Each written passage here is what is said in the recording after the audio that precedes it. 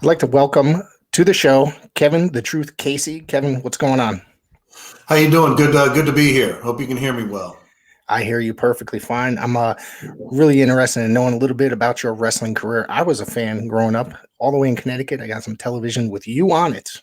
Quite a few different promotions, actually. So pretty excited to have you sitting here talking to me. I'm just curious, what promotions? I mean, Connecticut. I remember being on the old ICW. And I was a huge. I'm sorry. Go ahead. I was going to say the ICW.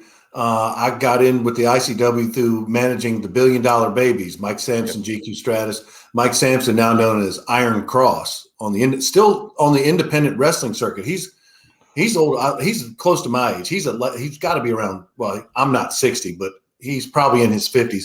And Mike Sampson, a lot like my good friend Mike Kalua, still performing and still. I mean, these guys look great. Mike Sampson looks like he's 30 years old and he's pushing 60, and he still looks great. He's a pastor of his church in St. Paul, Lebanon, Virginia, near Jimmy the Boogie Woogie Man's camp. But these guys are still performing, and Mike got me in with the ICW. And then he said, look, we can wrestle, but we can't talk. So we need you to come and manage us. And that's what I did. And they saw a couple promos, and they're like, okay, we can draw with these guys. Mario Savoldi teamed with me. He says, you guys are going to be the champs. And we beat Tommy Dreamer by himself, because GQ Madison, I think, no-showed the town that day. And so the Babies beat Tommy Dreamer by himself for the belts. We were on TV, and through Mike and the ICW, I got to meet good people like George Napolitano and Bill Apter, who then started putting us in the magazines like every month, all these different magazines. And all of a sudden, my phone started, in the old days, there was no cell phones. There was landlines and mail. And so I was starting to get phone calls because I was starting to get booking opportunities because people saw me, because we were on about, 70, 80% through the cable systems before they were like nationalized. They were like regional cable channels, like kind of like Bally's or, whatever it is. But we had good, strong TV that went a lot of places. And I really liked working up in the Northeast, although at the time being based in Virginia, it was kind of a haul to drive up there. I think the first time when I definitely did see you in the Savoldis with the IWCCW, that was like one of my favorite shows growing up at that time period in the late 80s, early 90s.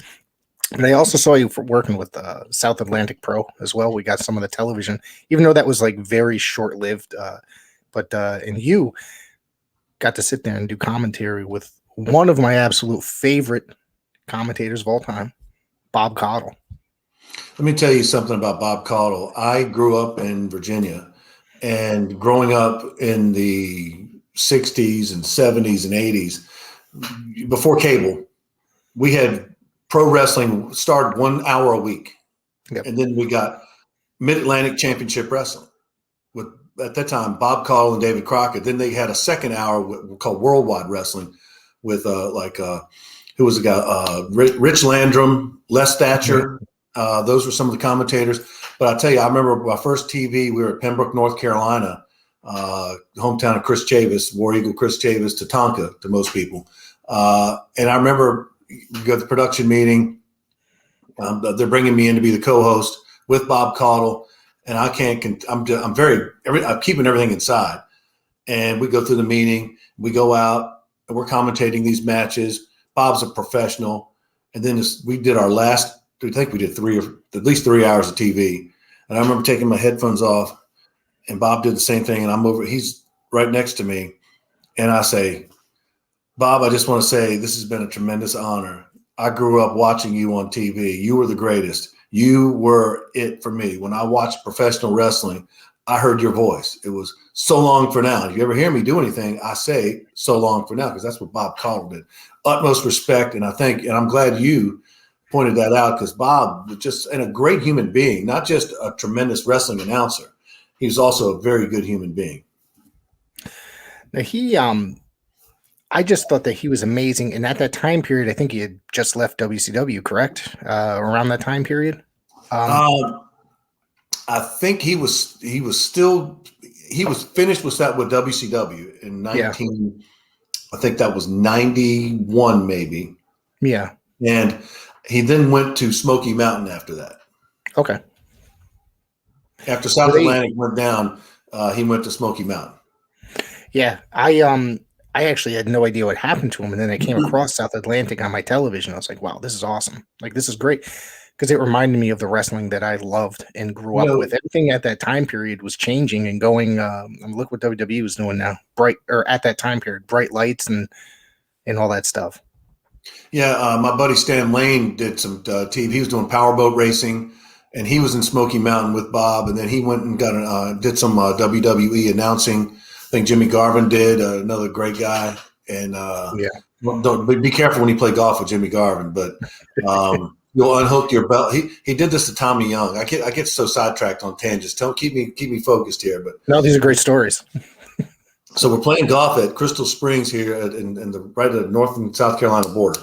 And so Jimmy Jam and I were playing, and then we catch up. There was Tommy Young, NWA referee, in front of us. And Jimmy, he knows everybody. And I know who he was.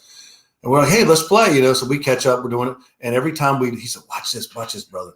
And then he'd hook the strap holding the golf bag onto the cart. He'd pull away. There goes the bag. Oh. And Jimmy's selling it strong. Brother, I don't know, maybe you got a bad clip there. Try the other side. He does it. We gimmick it, and he falls. We do it 3 times, and he's like, I can't do this. I got to get another cart. And he's gone. And it's just like, it was amazing. But, to Smoky Mountain, Bob Caudle, to me, it was a tremendous opportunity for me to be a part of that. And for Bob to come to South Atlantic, they had gone through several. My buddy Frank Dusick did some commentating for a while. I think there's some other people that came at the beginning. But when we got Bob Caudle, that made us major league players. And then we started getting in Ken Shamrock, or then known as Vince Torelli, the German Troopers, Helmut Hessler, who a guy I traveled with, Chris Chavis, Wahoo McDaniel. There were just so many guys that came in, and Bob had the connections and he had the sway that we could attract guys to come perform in our league. They were getting paid, but they also knew that we were credible, because when they opened the TV on, Bob Caudle came on, and that meant instant credibility. They had an amazing roster, and at that time I was just like, I just couldn't figure out why they wouldn't last. But I guess, things were changing, and from what I heard, that the promotion lost a lot of money in just the 2 or 3 years that it wasn't around. Something like, I heard, was it George Scott lost something like $600,000? Mike Lambeth was the sucker, the guy the Mark who had all the money, and I hope wherever he is, if he's still alive, hope he's doing well.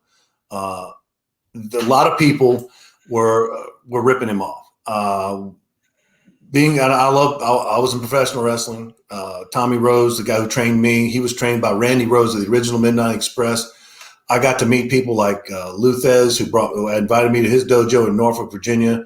And then Lou and I later we did some shows together, broadcasting. And Lou said, look, Kevin, I know you play college sports. You're very athletic. You can do a lot of things. I think you're going to make more money being a manager and a broadcaster, because you can do the things. He compared me, and I was flattered and humbled to this day by it. He compared me to Bobby Heenan, because he said, look, Bobby Heenan can do all the moves that all of us can do, but he's so much more valuable as a guy who can talk. He said, you're loaded. And I'll never forget this. Lou Thez says to me, the 6-time world heavyweight champion, goes, you're loaded with mental agility. And I was like, wow. And so he says, look, go talk to my friend Ivan Koloff. You're moving down to Charlotte. And that's because I knew I was going to do that. He has a school down there, an Indian Trail at the time. And I had started work with Ivan on some of these independent shows. And I started work more on my timing, doing more of these managerial type things and learning more of the psychology, learning how to do moves, going into the ring and when to get involved, and some of the physical aspects of doing that. So I really like the fact that we could have gone into with South Atlantic Wrestling, and knowing that we had a roster of guys like Ivan, Wahoo, Chavis, and then we kept going despite the fact they were losing money. We were still drawing. The ratings were still good, but people at the beginning, Mike Lambeth got soaked by guys like Paul Jones. May he rest in peace. Paul was a business partner of mine, and he's crooked. He was. Hopefully he changed later on, but Paul, Robert Fuller, and others who saw this guy, Mike Lambeth, and said, oh, you need to book me, make me the booker. I'm going to bring in all my guys. I'm going to pay all these guys this money. But then Mike he didn't see the return. He ended up losing his money. And then the league shut after a while. He just, you can't keep losing money. And that's what happened. It was a great league. You pointed out we had a tremendous roster in town. We just had financial irregularities and mismanagement. At some points in the earlier days, you saw bigger crowds. And then if you watch some of those later videos, a lot of those episodes now are up on the High Spots Network. And I went through them. I think there was like a 3 or 4 hour block of them uploaded together. And some of those crowds died down in I don't know what buildings you're in. Like maybe they're like armories or such. But like some of the crowds were like a lot less people than they were in, say, the earlier days. I can tell you, and I'm not trying to just put myself over, but when I left, a lot of fans left. I got an opportunity to go full time with the World Wrestling Council in San Juan with Victor Jovica and Carlos Colon. I was offered a whole lot more money than South Atlantic was paying me, and I went to the booker. Manny Fernandez brought me in. I have nothing but professional, and I'm stressing this: professional, not personal. Professional respect for Manny Fernandez. He helped me, did a lot of great things for me. He became involved booking and doing a lot of things. Then he had some type of fallout. Then a guy named Greg Price comes on board, and we had heat. And I'm not here to bury him. He and I have heat to this day. I was going to ask you about him. We tried to work together. Yeah. He wanted to lowball me money wise, and so I left. I had opportunities. I was a performer. I was good at what I did. I had opportunities. And he didn't want to pay me, and so I left. And we reconnected in the 10 years later or so when I'm working in the media now. And I tried to say he was trying to do some internet stuff with I think it's now I don't know what they call it, the Gathering in Charlotte at the hotel where they have a lot of the legends get together. Yeah, so the Mid-Atlantic Fan Fest. I think I'm blackballed because I got heat with Greg Price because he booked me to do like a webcast back. This has got to be 20 years ago, and then it was around the Thanksgiving weekend, and then he cancels me when I'm on the road, I was visiting family, and I thought it was very unprofessional, and I let him have it. I said, I can't, dude, this is unprofessional. I didn't like him to begin with from wrestling, and now he's gonna, I thought was being unprofessional in terms of canceling my booking at a late stage. I want to be fair to him. That's my side of the story. He's entitled to his. That's my recollection of it.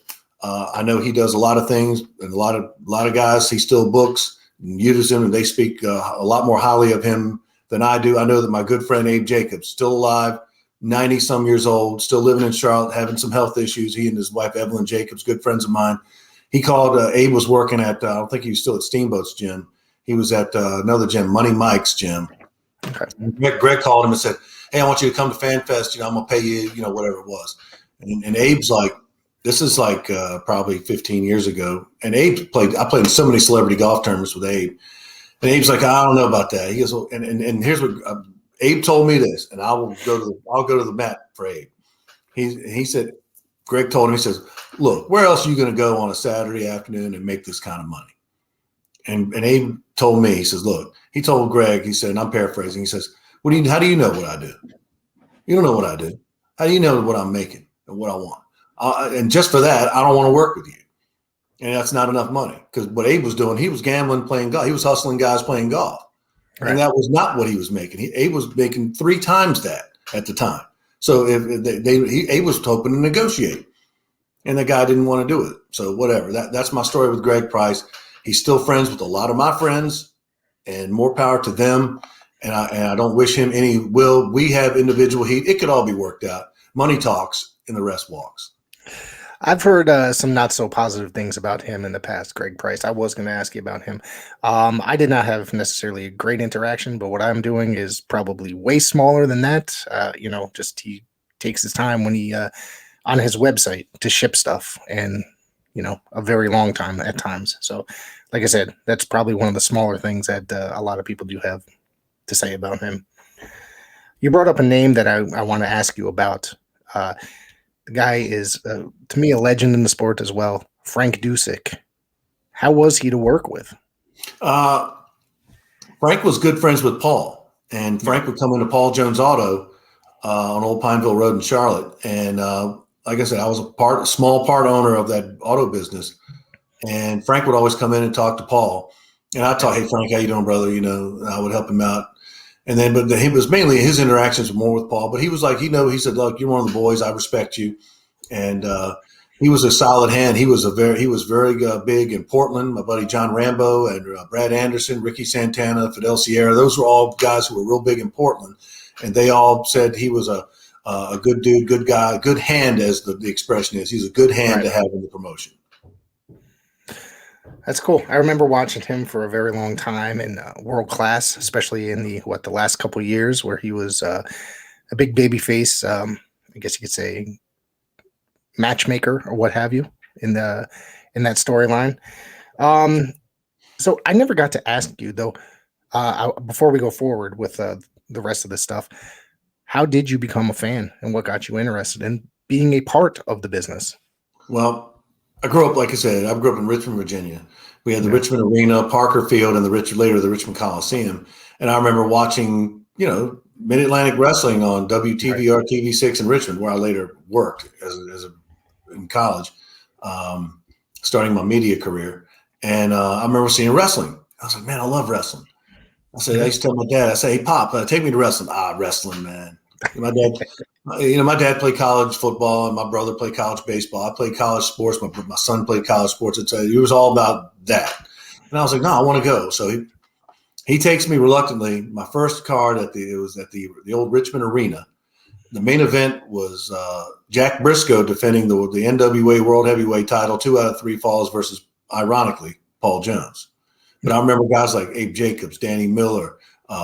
Those guys were all on the show. It was just, and I was just like, I was in awe. It was just, at the time I didn't understand. It was a rinky-dink. It was a rundown building. It still had about 7,000 or 8,000, and it was full.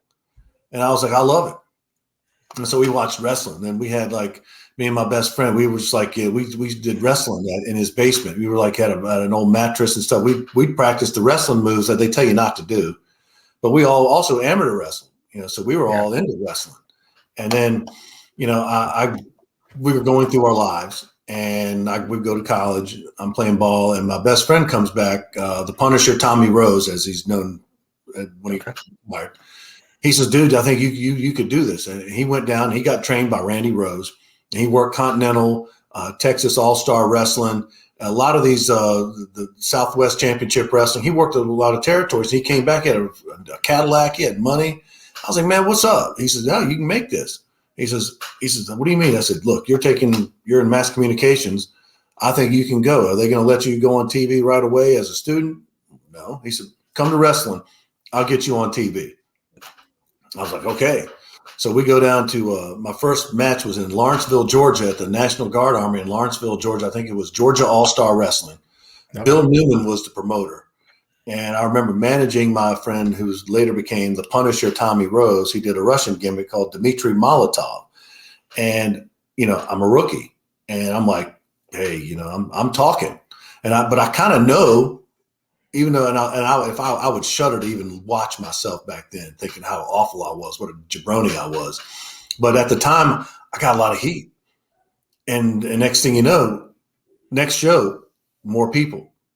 Until then we moved up, we're after an intermission. And then they give us an angle. And we take it, and boom, next show's a sellout. I was like, we're drawing. And so then we start getting booked. Hey, can you guys come into town? We want you to run by this radio station or that TV station or whatever. Call in or do whatever. And so I remember we'd go to these radio stations, and I would stir up so much crap. I would get, and I'm just not putting myself over. I got legit heat. I got so much heat. I had to, and I was using a girlfriend at the time. I was using her car because mine wouldn't make it. But I remember having to park my car. I remember we were in Americus, Georgia. I remember having to park my car in the armory because there were people wanting to throw and beat and slash tires, and I was like, man, I got to get home. I don't got to. I mean, we had the Oates brothers, Tommy Rich, Terrible Ted, the Wrestling Bear. Dale Veazey, Bambi. We had a big. I mean, these are the cards that they were having in Georgia. These independents at the time. But I was getting heat. I was drawing. Me and my guy were main eventing everywhere we went.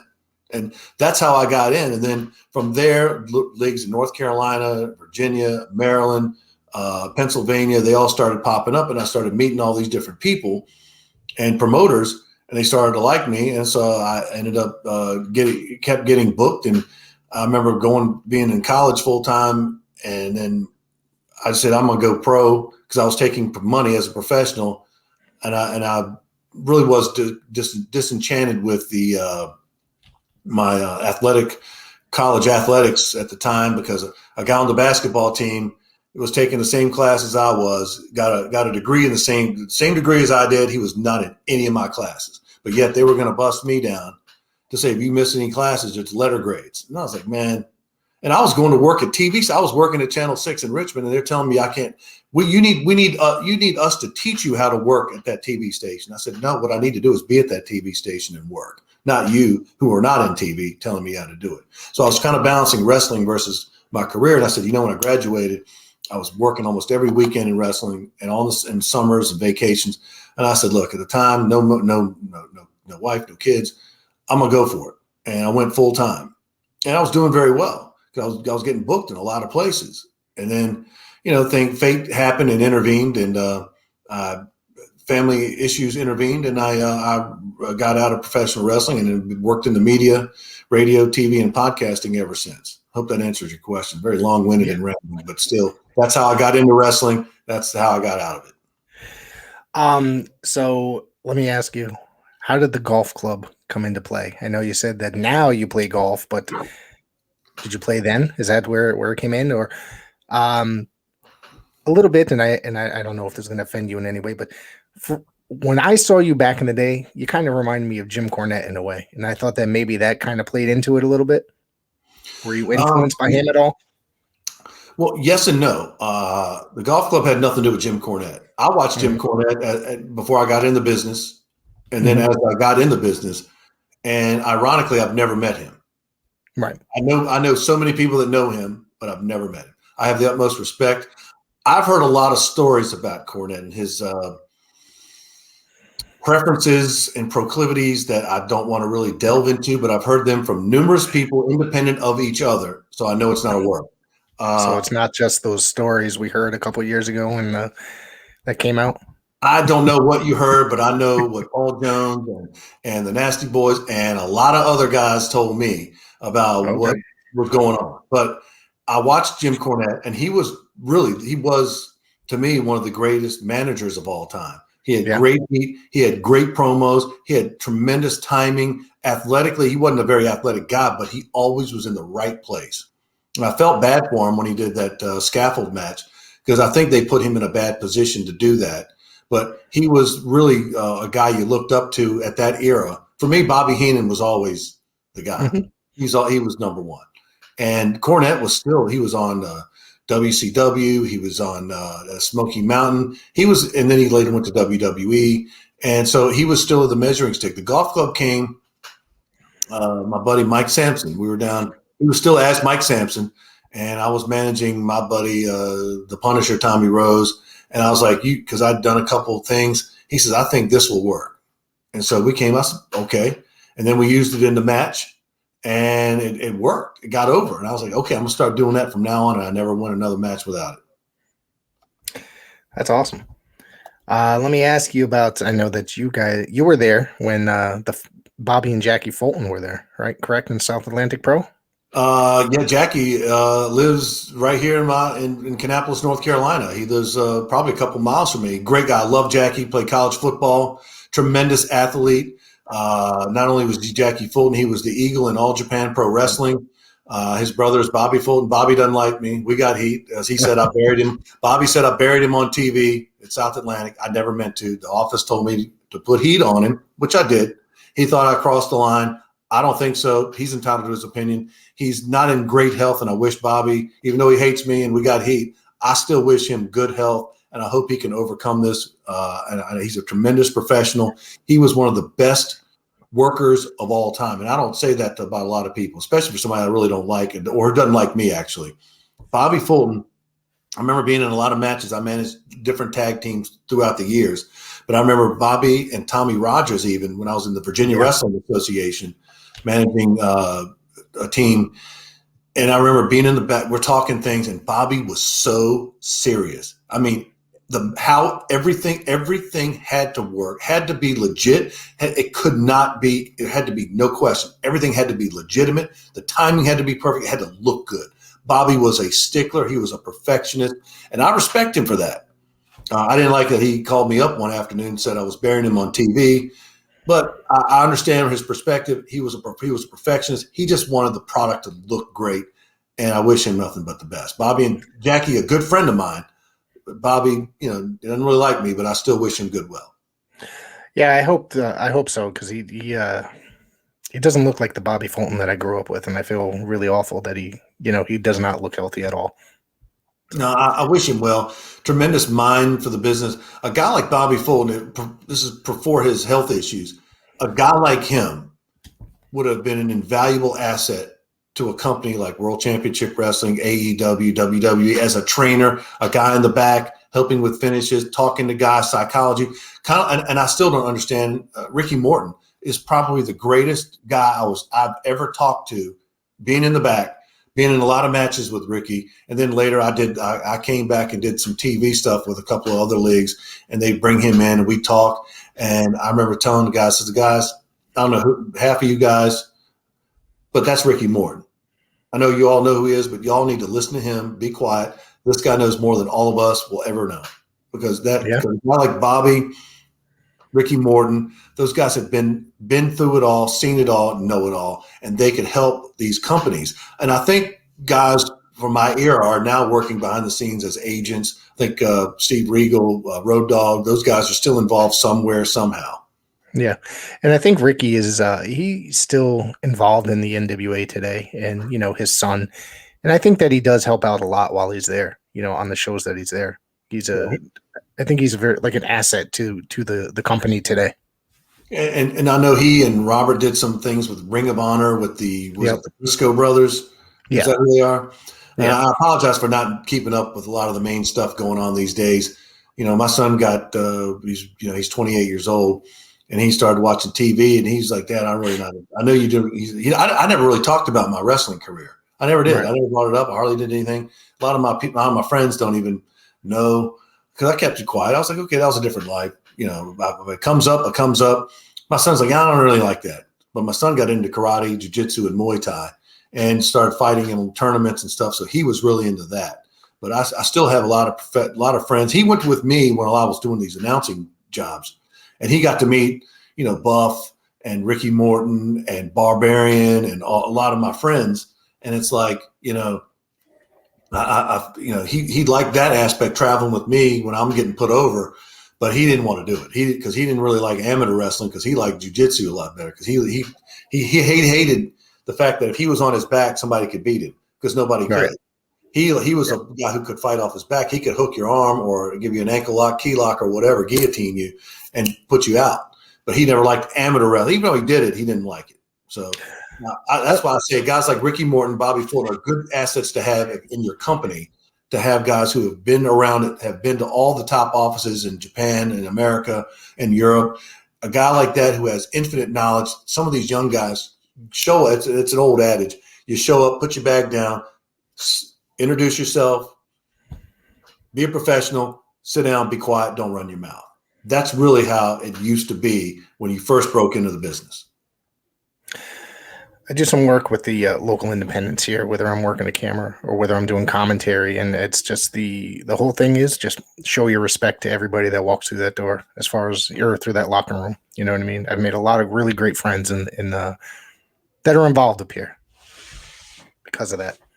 There's a lot of good talent up in the Northeast. I remember when we were in the ICW, we ran New Hampshire and what was some of those towns? Wolfboro and Lake. Was it Lake something?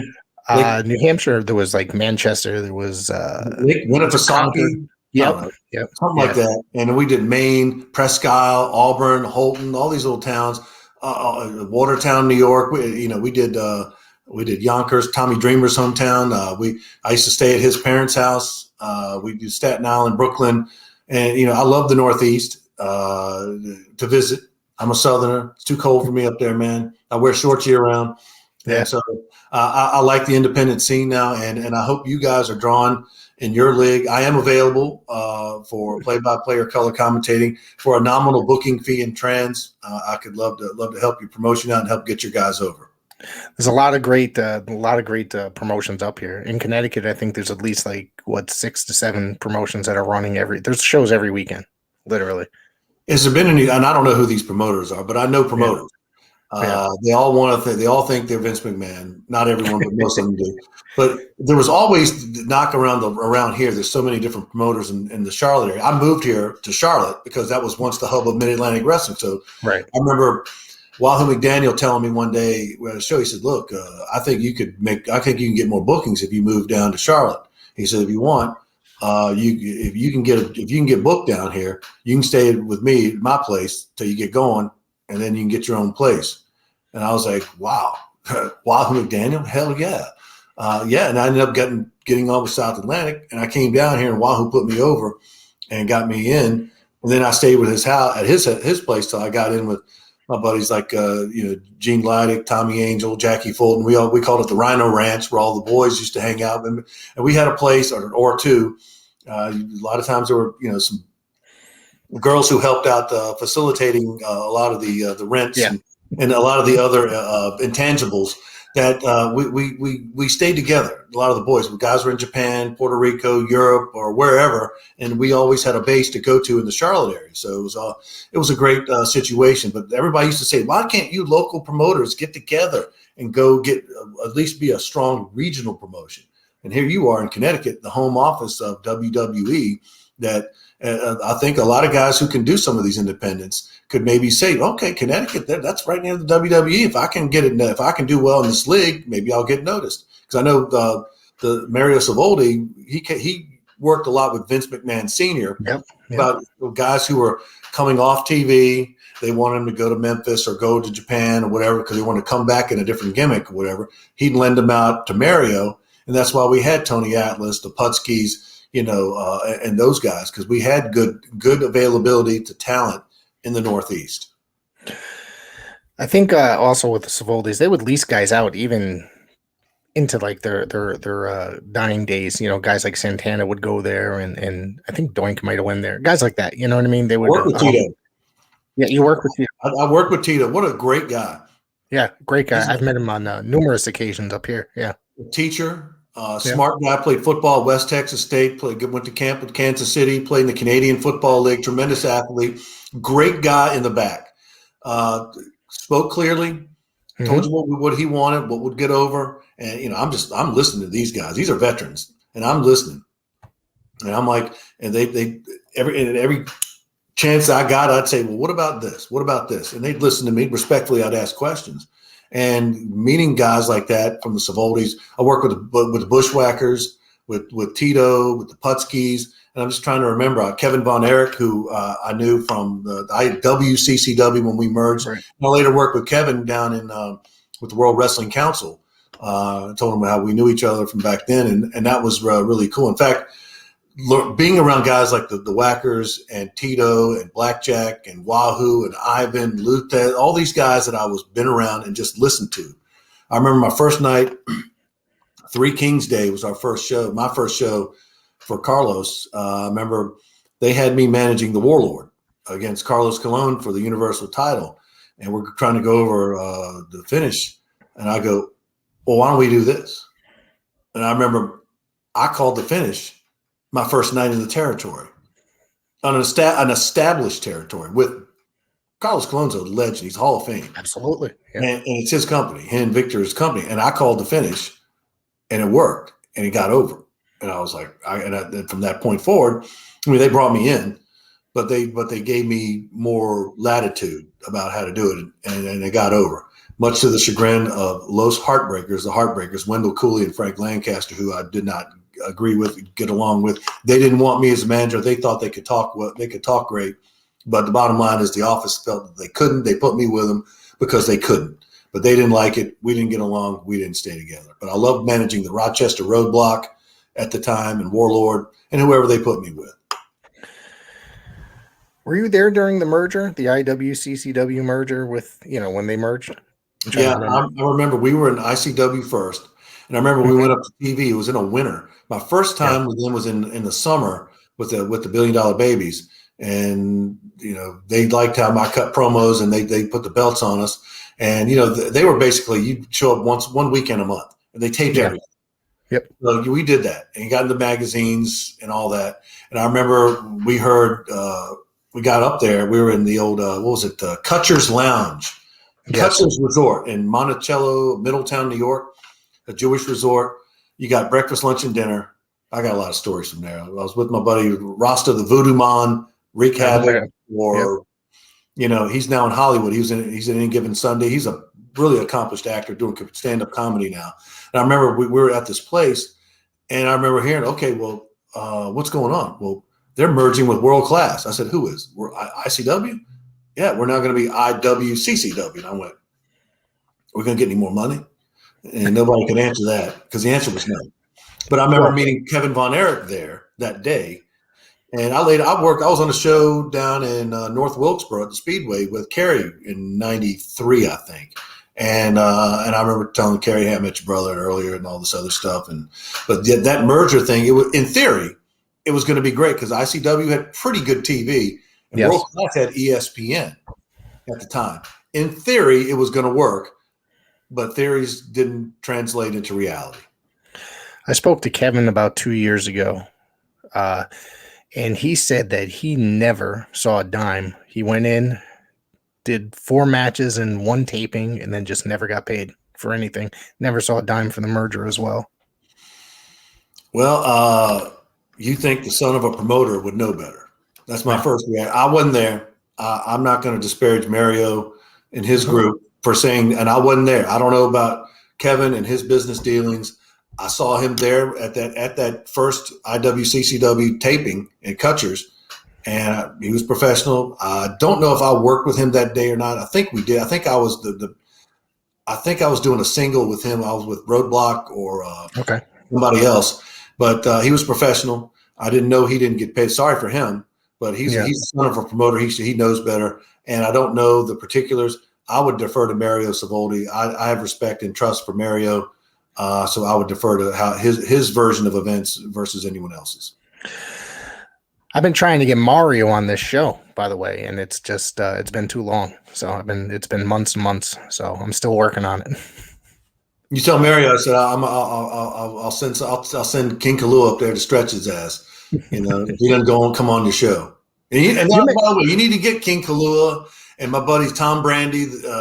And Kalua and all my Northeast. And here's a guy, I'm serious about this, dead serious about this. My very good friend, John Rambo, he was a big star in Pacific Northwest. He took over the NWL, House of Pain Pro Wrestling Federation. He was in Memphis. He was trained by Rocky Johnson.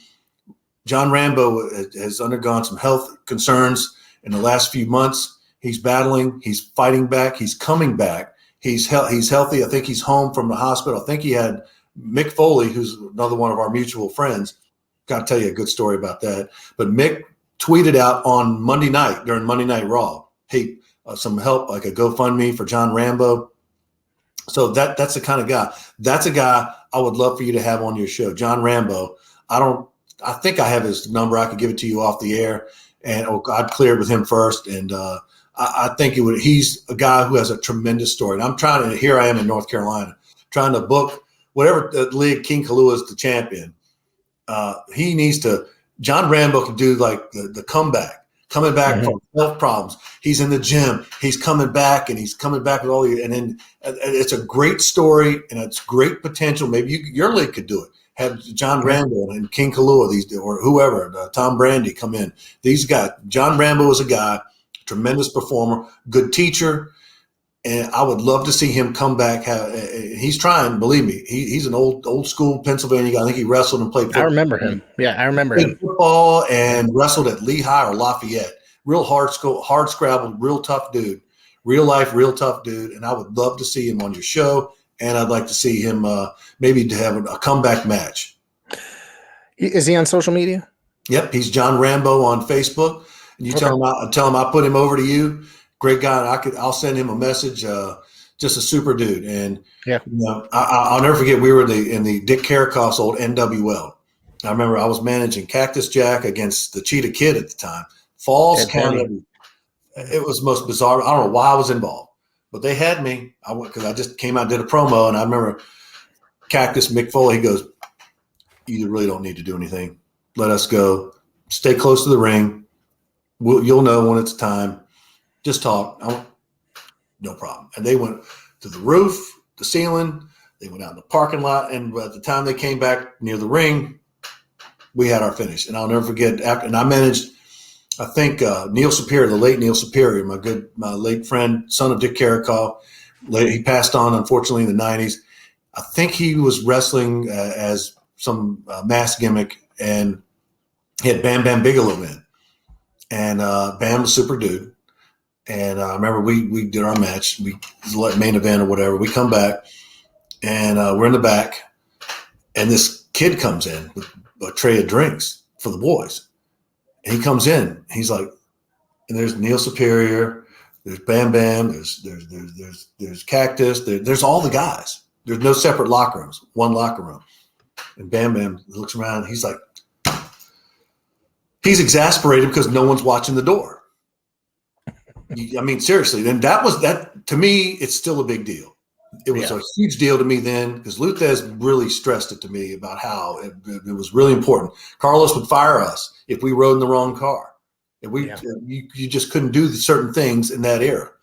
And I remember kid walks in, it's like, and Bam's like looking, who's at the, all right, kid, to work.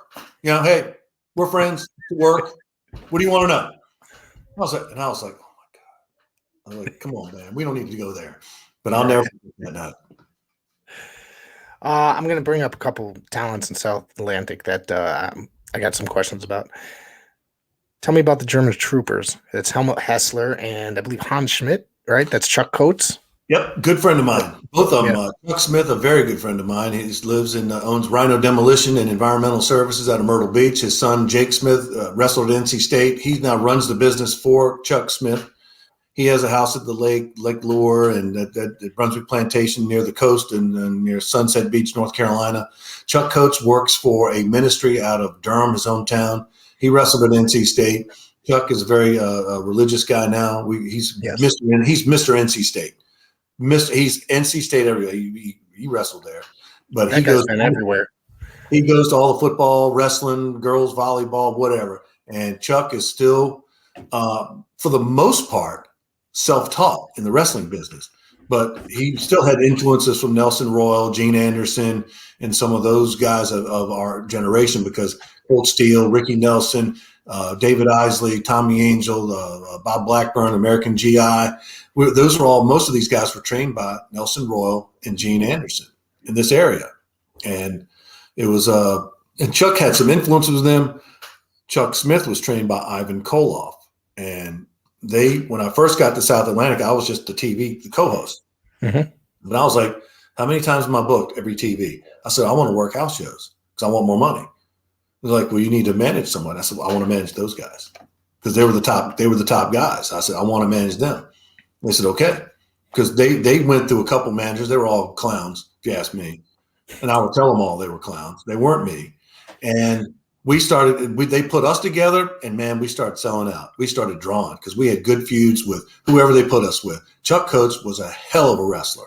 I mean, he did all the bumping and flying around. You did nothing he couldn't do. And then Chuck Smith was your strong guy. He was big. He was massive. He was ex-special forces, paratrooper, and he did all our power stuff, the slams, and I thought we were a very good team at the time. You went to the UWF with Helmut Hessler too. Yeah, and Chuck got a couple WCW dark matches, and I remember being with him on a couple of occasions. He had the talent and ability, but that was, I think, Bill Watts era, but it just didn't work out. And Chuck was kind of getting dismayed. He realized he ended up buying into a business and taking it over, and now he's a multimillionaire. So I think he did the right thing. Wow.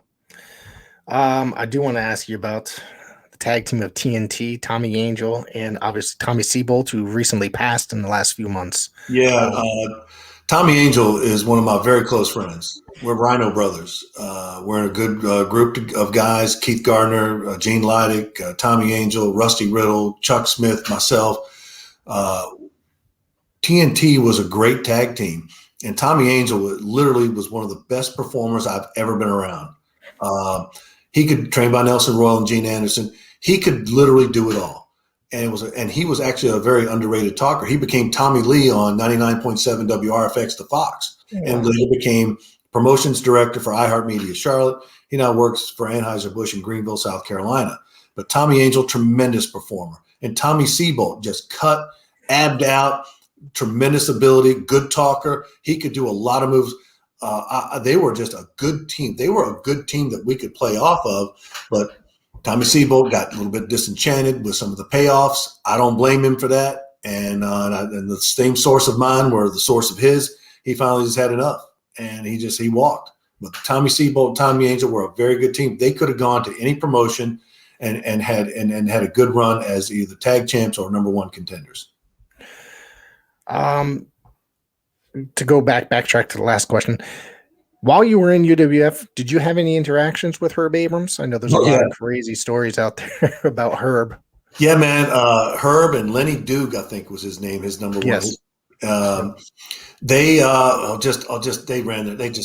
Herb, oh, brother, we need to get you in. We need to fly you out here, do this, do that, do that. I was like, okay, show me the money. Yeah, I just need the money. Oh yeah, they booked us. They gave us a suite. And I was like, okay, it's cool. We're great. We did TV. We're going to do this and that. But you've probably seen Dark Side of the Ring or whatever. Absolutely. Herb was a coke addict, man. And it was all about the cocaine, man. And he had the groupies and they had a good setup. And it was crazy. I think it was Craig DeGeorge and John Tolos doing TV.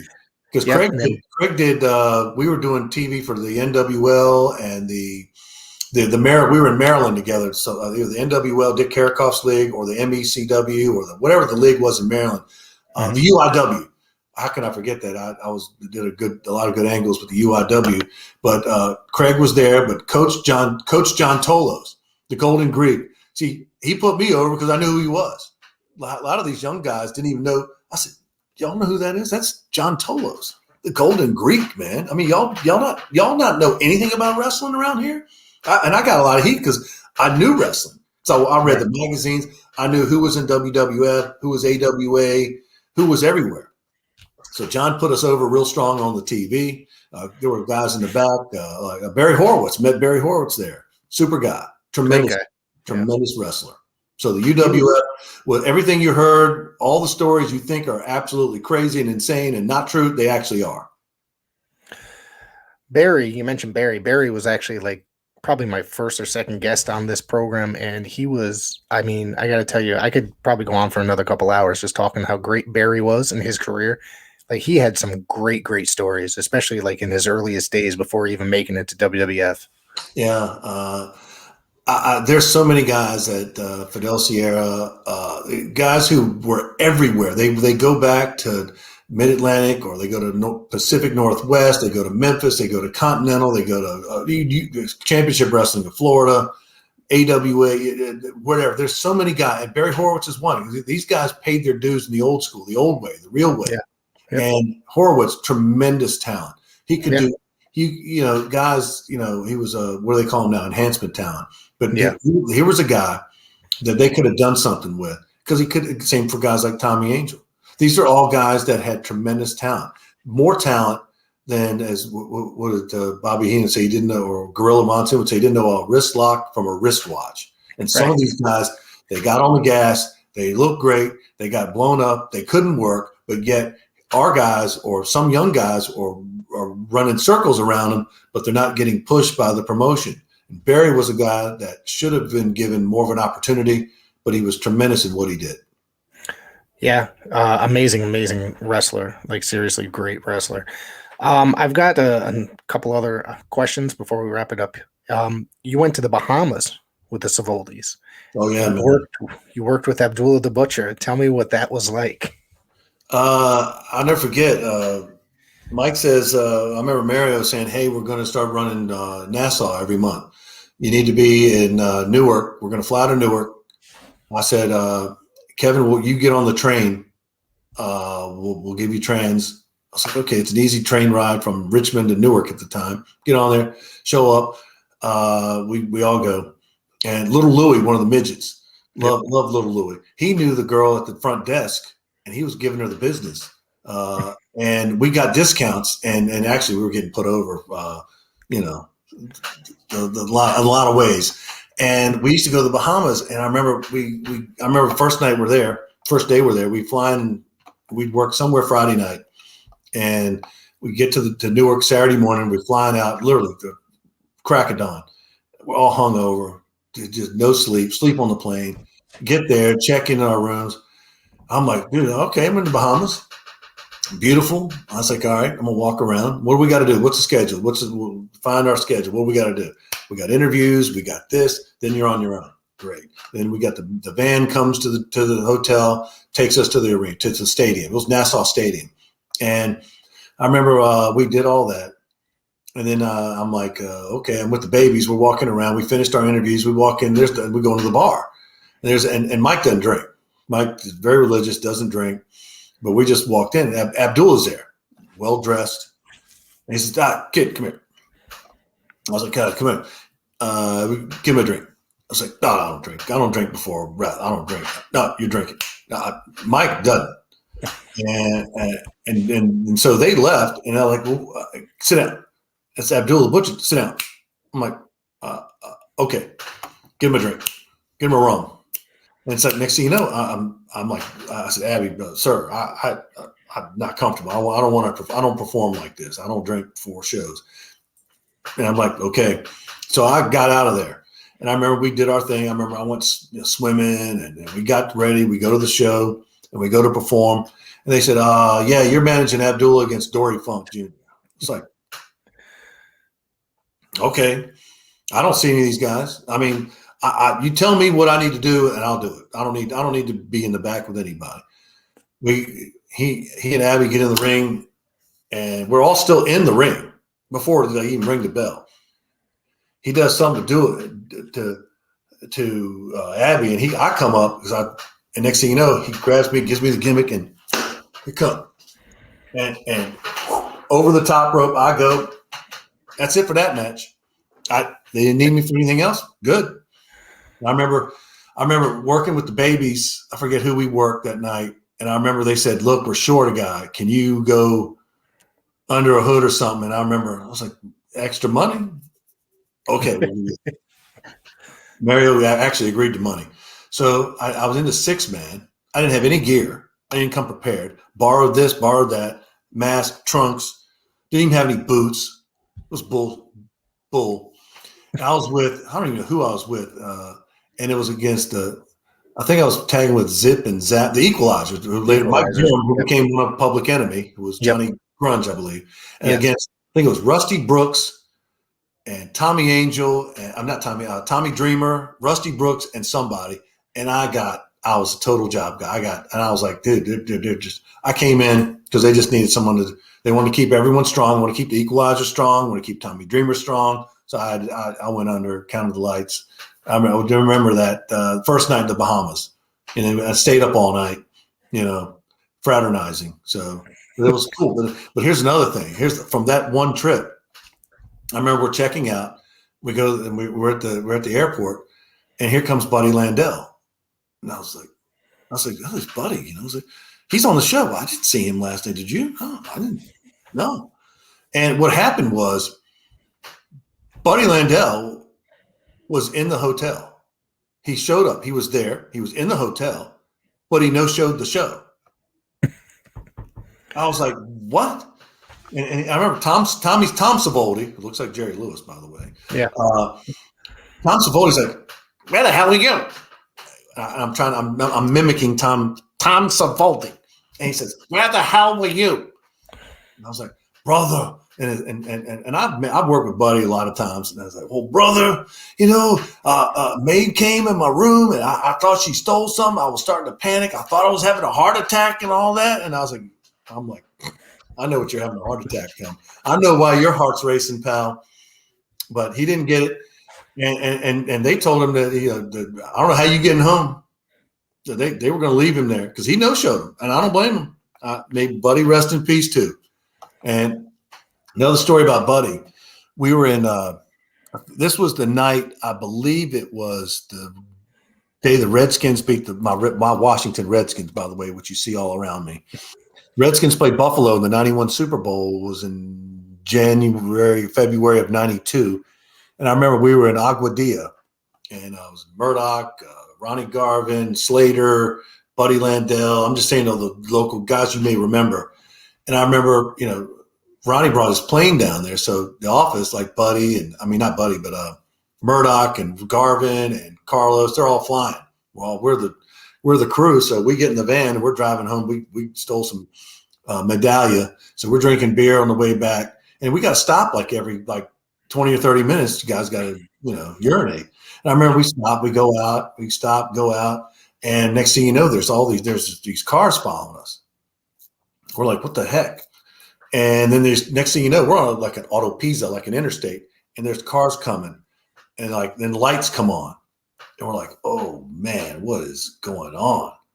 And so we're outside the van, and Buddy's urinating, and they all come up, lights, everything, badges, and Buddy turns around, hands up with everything else out. Hey, what's going on? What? And he's just hanging, And it was like, what had happened was there was a bank robbery, and people got left in a van identical to us with a bunch of gringos, Maricones, and they thought we were the guys. We said, Lucha Libre, Capital Sports. Oh, okay, Carlos Colon. Oh, go, no problem. Sorry. We left. There's another Buddy Landell. Buddy Landell almost got us all arrested for urinating on the side of the road. That's a great story. While you were over there, or while we're working the Savoldi's, did you work with either Gino Caruso or Guido before he was Guido? Maybe James Stone? Little Guido? Yeah. Who did he later become one of the FBI's? Yes. Yeah, he started in as James Stone, I believe, maybe the Damian Stone at one point for the Savoldi's, and then eventually went to ECW and became Little Guido. Little Guido, great guy. Love him. Yeah. I remember we did a show. I'd already retired, and I was working in NASCAR TV, and ECW came. I remember first time they came around, I was covering a South Carolina football game, and they were in Rock Hill, South Carolina at the Winthrop Coliseum, where I remember doing a show and my car got wrecked and the promoter didn't have enough money. Curtis Thompson and Too Cold Scorpio, Jackie Fulton and Curtis Thompson took all the money for the rest of the guys were supposed to get, but they didn't take it all. Right. They just got their cut. And it's like, and I remember stopped in, saw Balls and Dreamer and all the guys that I knew, Taz, and I went and covered my game. They said, "Why don't you stay?" I said, "No, I got to make money." I'm making good money covering football games at the time, way more. And I was making wrestling and doing appearances, so I did that. But they said they came back and they were going to Concord, North Carolina, and then Raleigh. I lived in Concord at the time, so I came, did the show, and I was on Sporting News Radio with what's his name? Escapes me. Good friend of wrestling. He had us on from the locker room, me and Tommy Dreamer and Taz. He had us all on the show. And Paul E. at the time, Paulie Dangerously, Paul Heyman, he liked the fact that he knew I knew most of the boys, and I had never met him before in person. And he liked me. He said, "Hey, what are you doing tomorrow night?" I said, "Depends." He says, "How'd you like to work for me tomorrow?" And I said, "Sure." "You want a ring announce?" I said, "Whatever, man. I can do anything. Walk out, manage, whatever. Just pay me." He says, "Not a problem." And then I remember working with the ECW guys, and I remember Guido coming up to me, and he's like, "Man, I remember you from ECW, man. He's put me over." You see, that's the respect. that here's a guy who was a young guy at ICW. I was main eventing with with the babies at the time, but he remembered me. And he came up in that locker room because I came in and half these guys don't know who I am. And and I'm just showing my respect to them. And here comes Guido. He comes up to me and he's showing me respect. And I'm like, dude, you're in one of the top angles here, man. And I appreciate you coming up and putting me over when you're one of their guys. And I appreciate that. I think who was on top? Taz and RVD and some of those guys were on top. And I knew Taz from way back because Taz told me, he says, you need to wear a golf shirt now. He said, you got the club, man. You need the golf. You need the full look. He said, I was okay, Taz, I got you. And I did. And business picked up for me. So I owe him that. But Guido, super guy, love Guido. And I wish him well. I hope he's doing great wherever he is. I got nothing but respect and high praise for him. I read somewhere. Did you do some work for the AWA? Briefly. And I mean, briefly. I remember I was in February of 1990. I dated my friends from college, a girl on the volleyball team. She transferred to Wisconsin, Eau Claire. And I was like, okay. I said, hey, why don't you come up here? And I said, well, why don't I just see if I can get booked? Yeah. So I contacted the AWA office. Somehow got to Greg Gagne. And I called to, hey, Greg, I told him who I was, where I worked. And I said, all right, come Wednesday to the office on Wazada Boulevard. I've never been to Minneapolis, ever in my life. And the girl I was going to see, she had a car. She says, oh, well, you can borrow my car. Okay. So I'm old days before phones. I got a map. The road atlas. And I'm like, where is this? And I don't know where I'm going. I'm late for the meeting. I finally get there and I was like, he said, hey, you're late. I said, man, I'm not from here. I've never been here before. I don't know the roads. He said, all right. I got your pictures and everything. I'll talk to you. Here's what we'll do. Show up at TV Saturday in Rochester, Minnesota. We'll do some interviews or maybe you'll be the manager coming in looking for new talent and we'll go from there. Sure. Borrow the girl's car. I show up to the building. I'm in the building and I go to the back like I normally do. And I see, Ox Baker, who I met in the ICW. Yep. Baron Von Raschke, who borrowed one of my big razors. I see Adam Baum, who was then known as the Night Stalker. Night Stalker, yeah. I mean, there's Wayne Bloom, there's Mike Enos, there's Tommy Jammer, a bunch of these ADW, Jake the Millman, Tom Rocky Stone, all these guys I'd seen because they were on ESPN at the time. And, and I know half these guys because I've been on show. Nikita Koloff, who lives 3 blocks from me right now. Oh, wow. Nick was there. Sal Corrente, referee, who I really don't have much respect for, but I hate to bury the guy. But he was there. Great referee. Sal was one of the best referees of all time. So, and I'm in the back. I'm like I said, I said hello and I sat in the back. I'm in a corner. I'm just listening. And Vern Gagne walks through and he's like, and he comes over to me. Come here. Who are you? Well, get out. I didn't even get a chance to answer. I said, well, get out. He hooked me. What am I going to do to Vern Gagne? I mean, he's an Olympian. Yeah. And I was like, get your shit and get the hell out of here. And I was like, dude, he said, well, all right. Well, wait here. I'm going to talk to Greg. Greg comes out. All right, look, Vern's on edge. They're losing money every day. And so he's on it. And he didn't say that, but I knew that. And so Greg's like, look, we'll just hang here and I'll take care of everything. Here's what we're going to do. Once you come back, meet with Eric. We'll do some interviews with you after the show. Oh, okay. Remember, and I did a couple of interviews with Eric Bischoff, who got my name wrong on the first one. And then on the second promo, I shot on him for saying my name wrong on the first one. And so I don't think he really liked me after that. Maybe that had something to do with why he didn't use me in WCW. I don't know. I don't want to flatter myself. But at a dark match, when Chuck Smith, Helmut Hessler, got a dark match, I went with him. Greg Gagne was in the back in 90s, 3-ish, I want to say. Yeah. And we talked, hey, sorry about all that. It was a lot of different time. Things are different now. I'll see if I can bring you in. I know who you are and all that other stuff. And it never materialized. Greg was gone. And the next couple of years, I was out of the business and working in radio full time. But yeah, that was my AWA experience. Very short lived. I mean, at that time period you were there, that, like you said, they were hemorrhaging money. They were just losing it, and they went out of business shortly after, I think, probably. Yeah, the next year they went out. Yeah. And I didn't feel bad. I mean, I still had a TV show in Virginia I was on with the Virginia Wrestling Association. I told the story. I mean, that's what happened. And I was disappointed because I thought I could have done it. They didn't really have – they were losing money. They didn't have that great of a product, and I could have helped them. But they didn't. They went out of business. I think I could have helped them. Didn't say I could have saved them.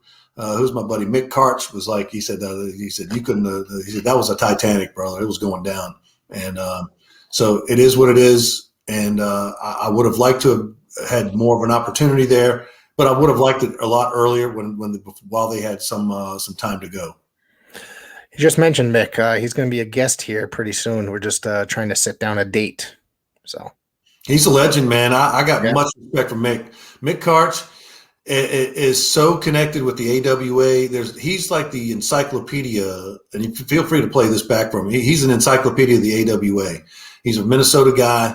I still do some work with a company up there, so I'm up there, every once or twice a year.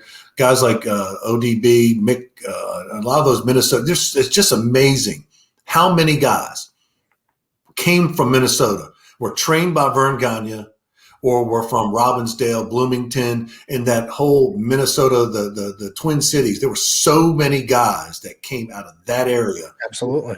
It's unbelievable how many guys were trained or performed through that area.